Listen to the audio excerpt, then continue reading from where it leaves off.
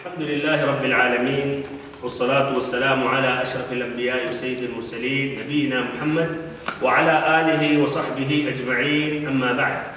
سبحانك اللهم لا علم لنا إلا ما علمتنا إنك أنت العليم الحكيم. اللهم علمنا ما ينفعنا وانفعنا بما علمتنا وزدنا علما نافعا وعملا صالحا يا رب العالمين.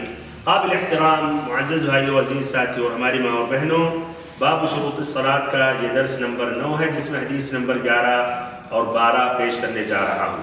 وعن ابی سعید عن النبی صلی اللہ علیہ وسلم قال: الارض كلها مسجد الا المقبرة والحمام. رواه الترمذي وله علة.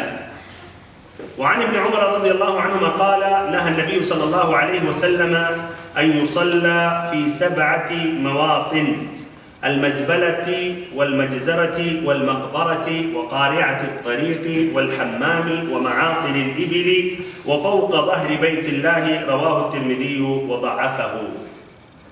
ان دونوں حدیثوں کا ترجمہ، جس میں وہ جگہیں جہاں نمازیں نہیں پڑھنی چاہیے، یہ اس طرح اب یہ نئی قسم کی حدیثیں پیش کی جا رہی باب شروط الصلاۃ میں.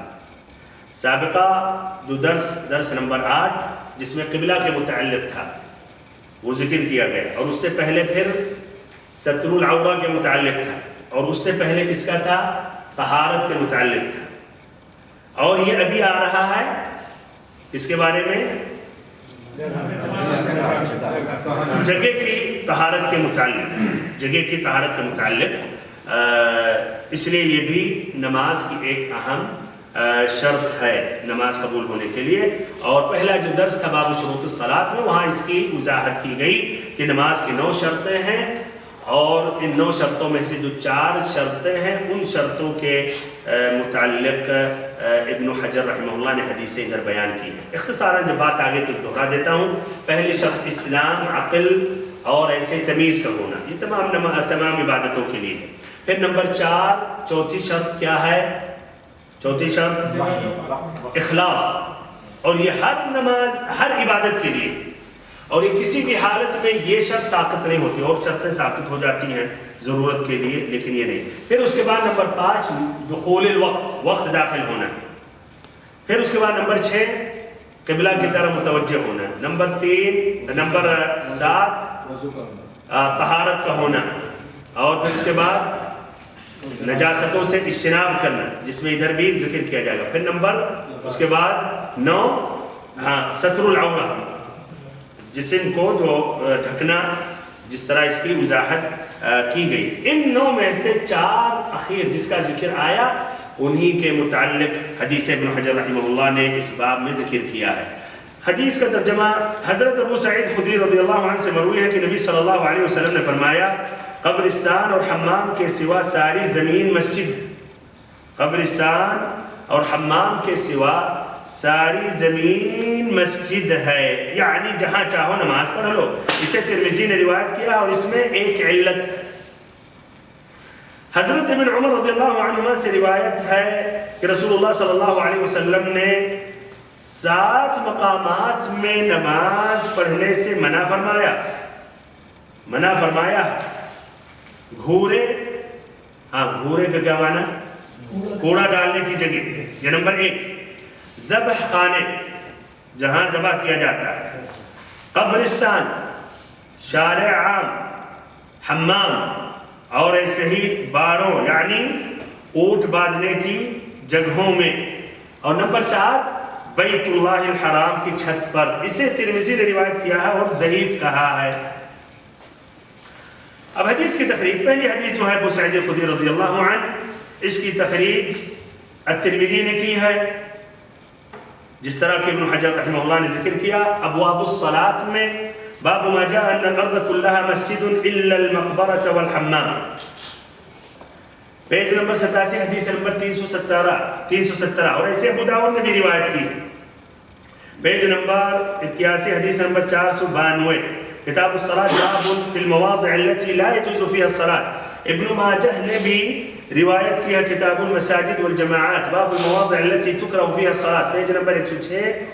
حدیث نمبر 745، ایسے امام احمد نے بھی روایت کی ہے، مجلد 18 پیج نمبر 312۔ یہ تمام حضرات کا یہ طریق ہے۔ عمرو ابن یحییٰ جو روایت کرتے ہیں اپنے والد سے، جو روایت کرتے ہیں صحابی رسول ابو سعید خدری رضی اللہ عنہ سے، جو کہتے ہیں قال رسول اللہ صلی اللہ علیہ وسلم، یہی حدیث الارض كلها مسجد الا المقبرة والحمام۔ وله علہ، جو ابن حجر رحمہ اللہ نے کہا اس میں ایک علت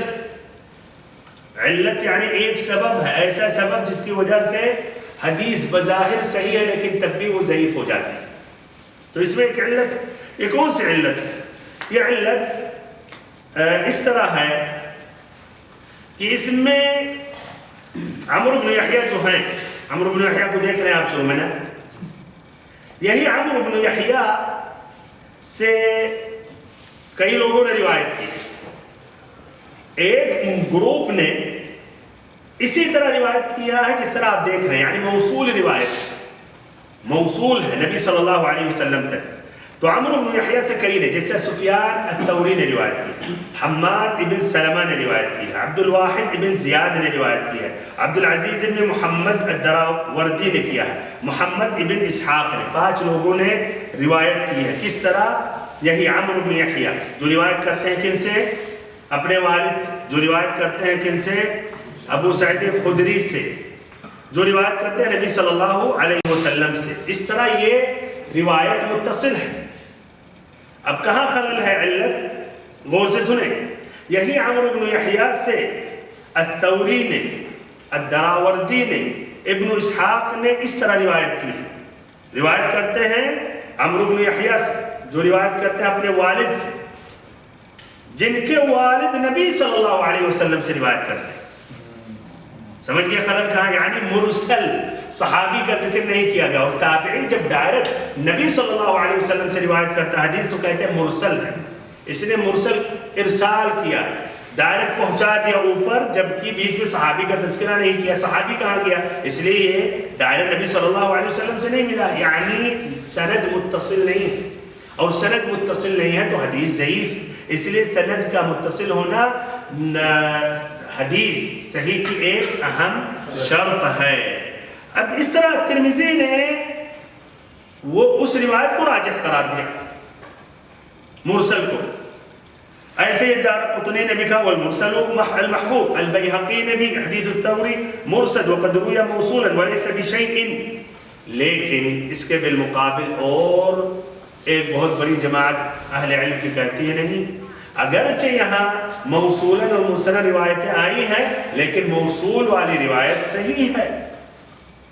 اس میں ہے ابن خزیمہ نے، ابن حبان نے، حاکم نے، ابن حزم نے، ابن دقیق العید نے، شیخ الاسلام ابن تیمیہ نے، اس دور کے شیخ احمد شاکر ہیں، شیخ البانی ہیں، شیخ بن باز رحمہ اللہ اجمعین۔ تو اس طرح کہیے کہ حدیث الحمدللہ یعنی صحیح کے زمرے میں، اگرچہ اس میں کلام ہے کچھ اہل علم کا۔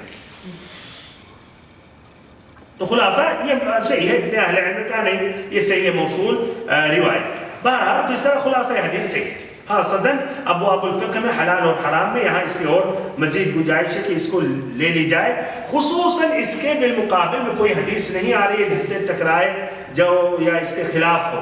بہرحال دوسری حدیث ابن عمر رضی اللہ عنہما کی، اس کی تخریج الترمذی نے روایت کی ہے ابواب الصلاۃ میں، باب ما جاء فی کراہیت ما یصلی الیہ وفیہ، پیج نمبر 94، اور ایسے حدیث نمبر 346 ابن ماجہ نے بھی روایت کی ابواب المساجد والجماعات، باب المواضع التي تکرہ فیہا الصلاۃ، پیج نمبر 106، حدیث نمبر 746۔ اس طریق سے یحییٰ ابن ایوب کے طریق سے جو روایت کرتے ہیں زید بن جبیرہ سے، جو روایت کرتے ہیں داؤد بن الحسین سے، جو روایت کرتے ہیں نافع سے، جو روایت کرتے ہیں ابن عمر رضی اللہ عنہما سے، جو کرتے ہیں نبی صلی اللہ علیہ وسلم سے۔ یہ حدیث کیا ہے؟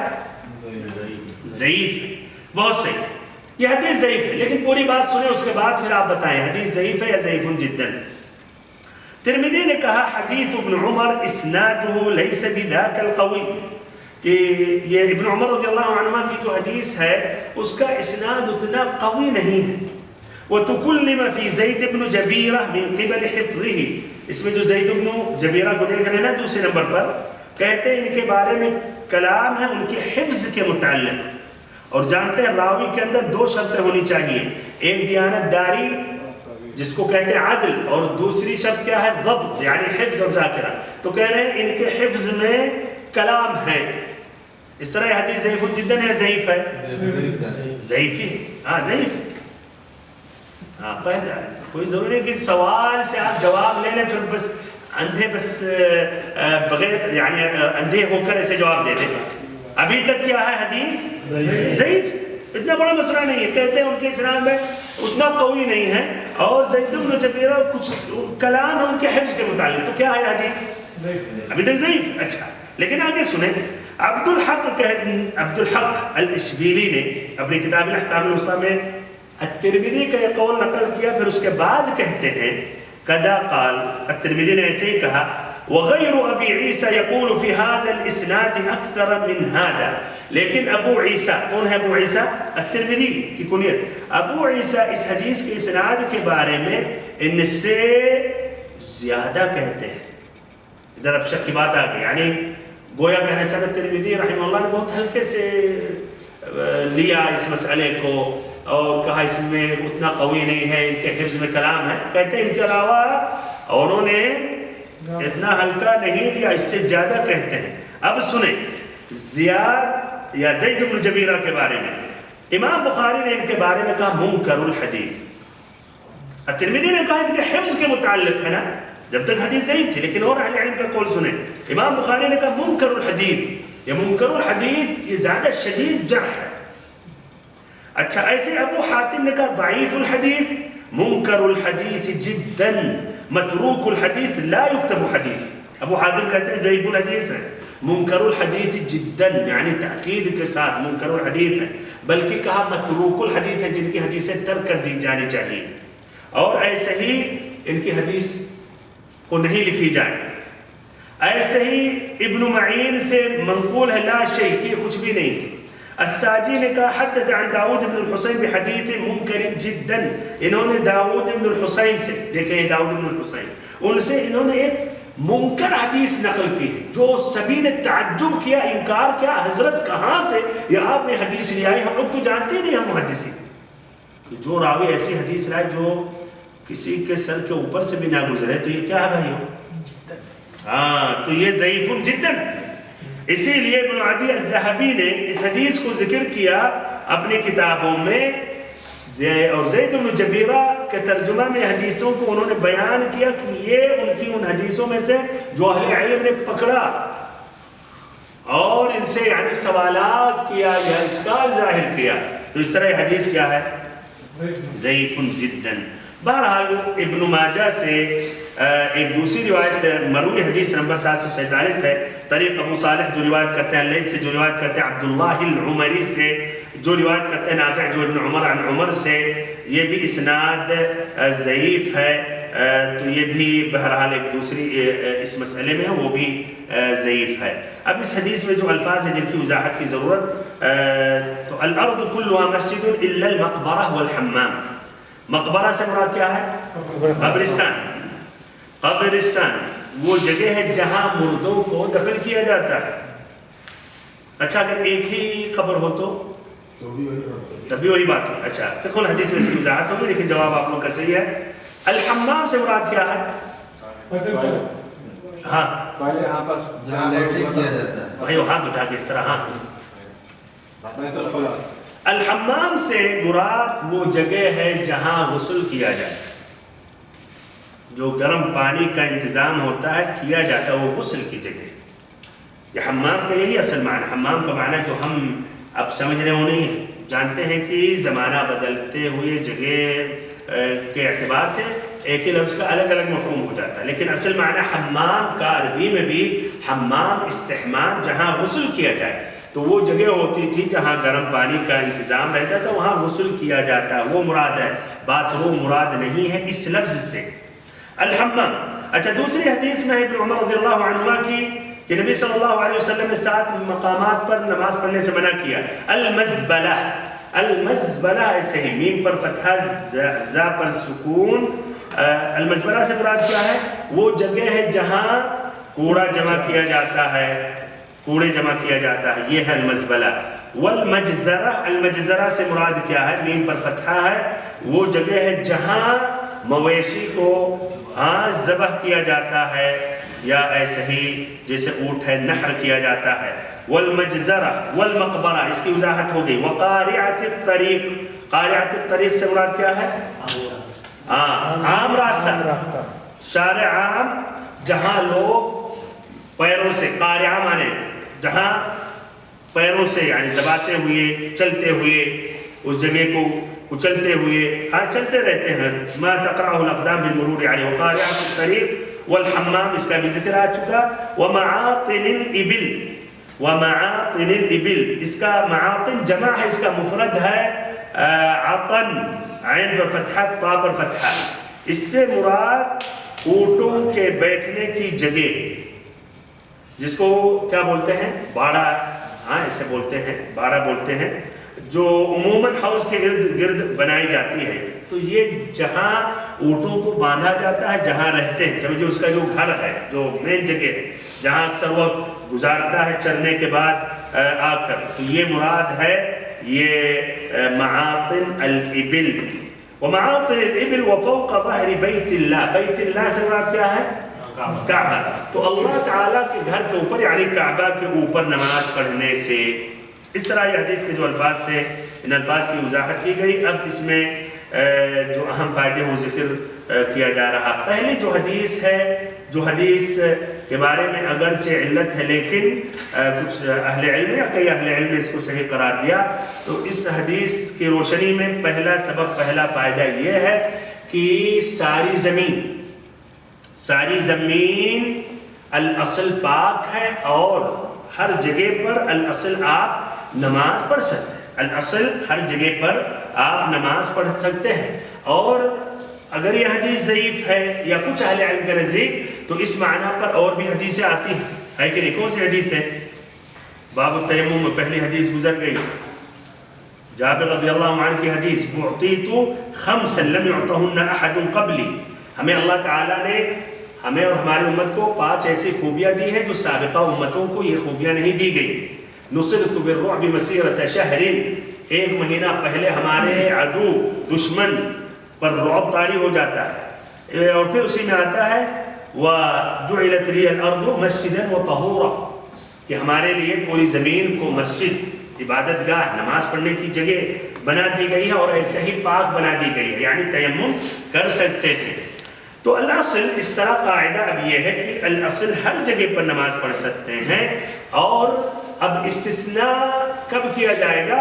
جب شریعت استثناء کرے، جب شریعت استثناء کرے، یہاں نہیں پڑھ سکتے تو نہیں پڑھ سکتے، ورنہ الاصل نماز ہر جگہ پڑھ سکتے ہیں۔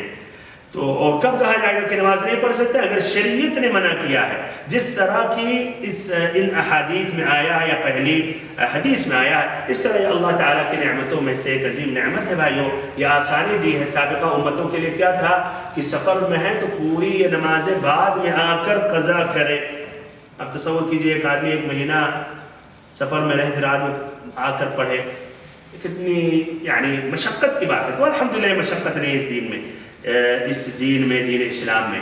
دوسرا سبق، دوسرا فائدہ یہ ہے کہ قبرستان میں نماز پڑھنا، اس کا کیا حکم ہے؟ یہ جائز نہیں ہے بلکہ یہ حرام ہے، اور یہ نماز اگر کوئی پڑھے تو اس کی نماز صحیح نہیں ہے۔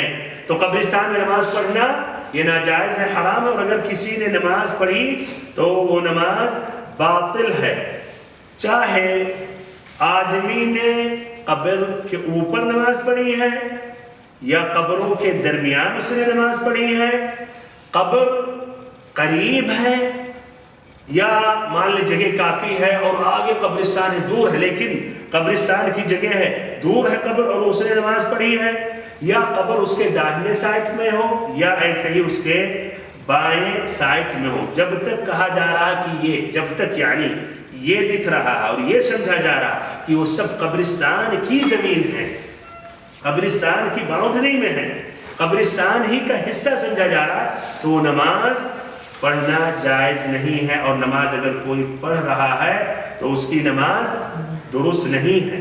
اور قبرستان سے مراد وہ جگہ ہے جہاں مردوں کو دفن کیا جاتا ہے اگرچہ ایک ہی قبر کیوں نہ ہو. اچھا آپ سے سوال کیا جا رہا ہے اگر یہ جگہ کو مقرر کر دی گئی ہے کہ یہ قبرستان ہے اور برابر کر دی گئی ہے لیکن ابھی ایک بھی دفن نہیں ہوا آدمی تو کیا نماز پڑھ سکتے ہیں؟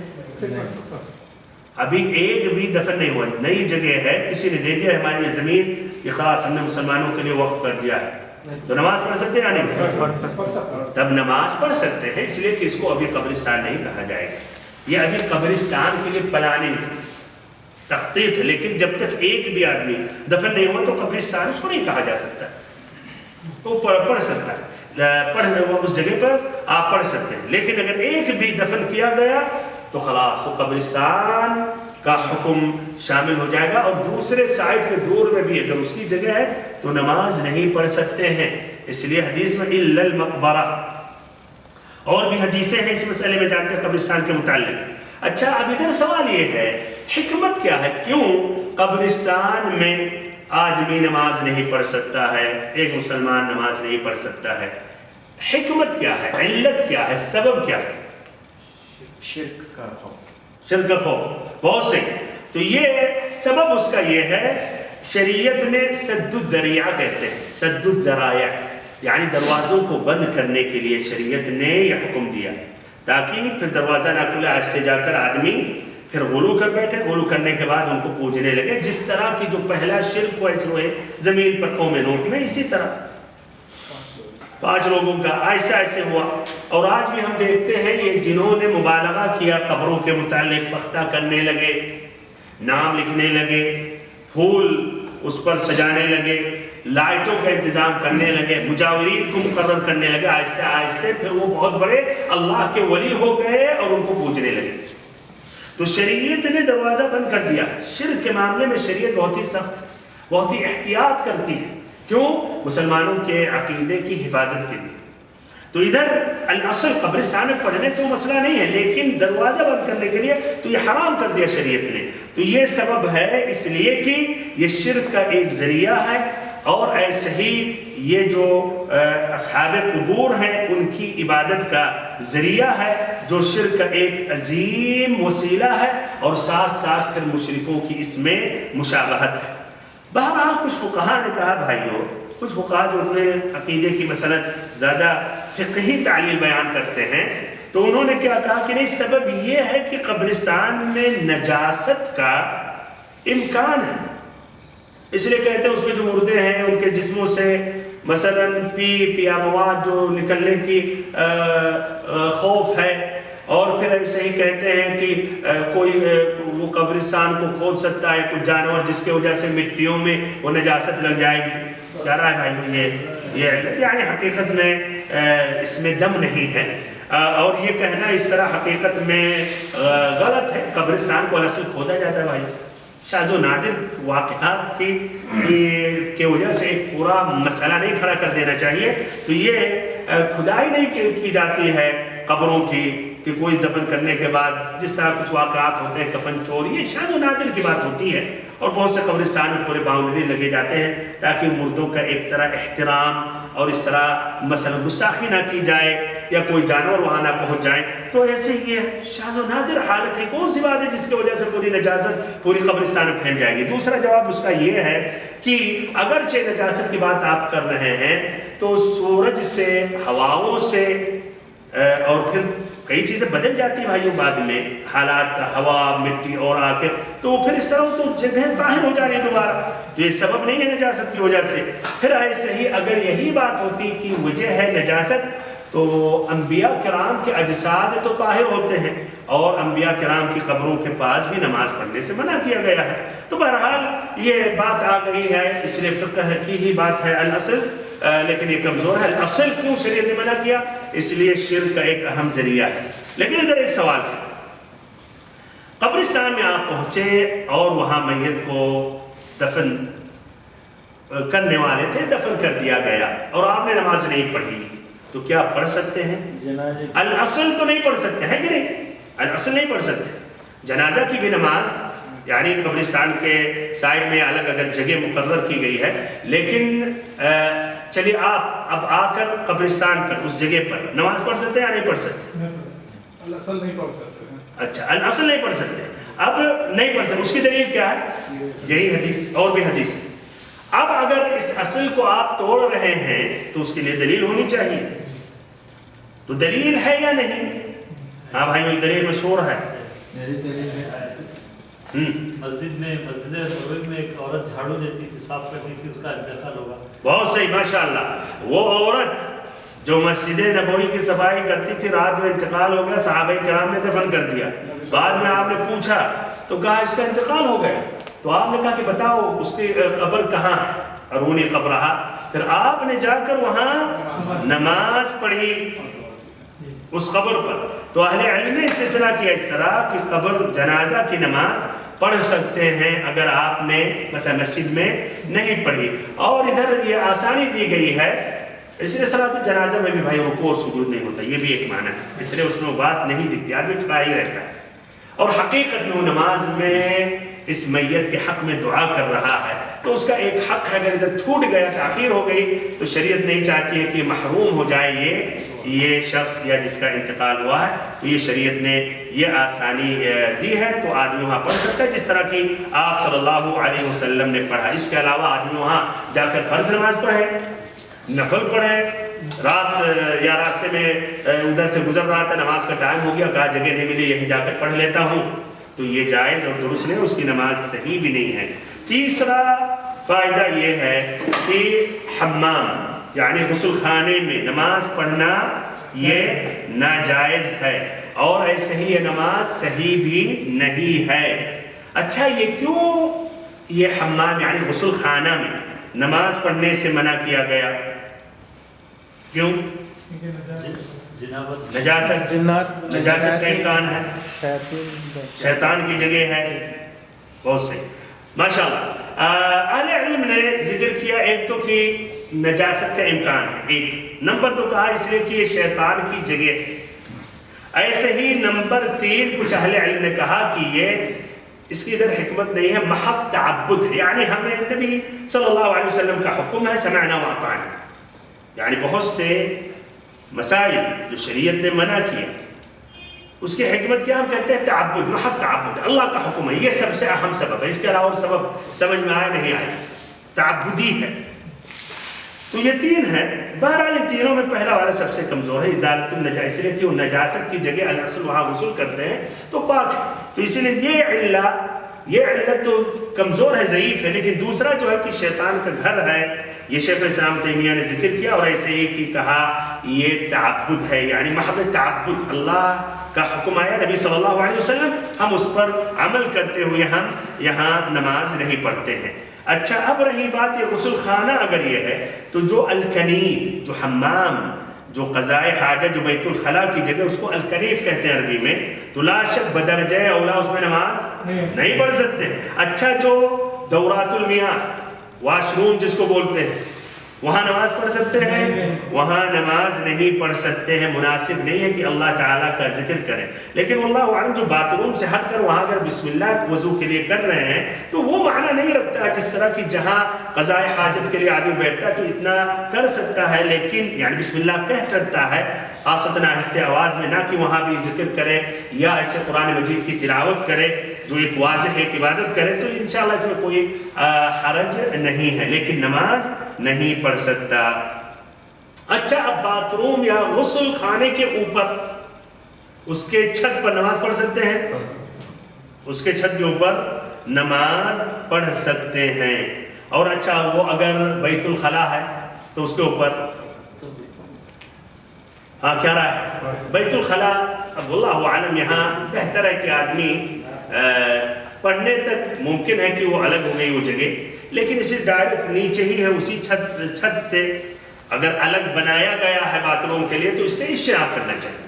لیکن جس طرح گھروں کے اندر ہوتا اور واضح نہیں ہوتا, اوپر ہے, اگرچہ گھروں میں بھی باتھ روم جو بنتا ہے پہلے فلور میں, دوسرے میں بھی اسی کے اوپر رہتا, تیسرے کے اوپر رہتا, آدمی اس کے اوپر نہیں پڑتا ہے, لیکن مان لیجیے چھت کے اوپر چلا گیا جس سے اس کا دکھ ہی نہیں رہا کہ وہ بیت الخلاء ہے, تو انشاءاللہ اس میں کوئی حرج نہیں ہے. لیکن واضح باتھ روم بیت الخلاء کے لیے گھر بنایا گیا, اس کے چھت پر نماز نہیں پڑھ سکتا.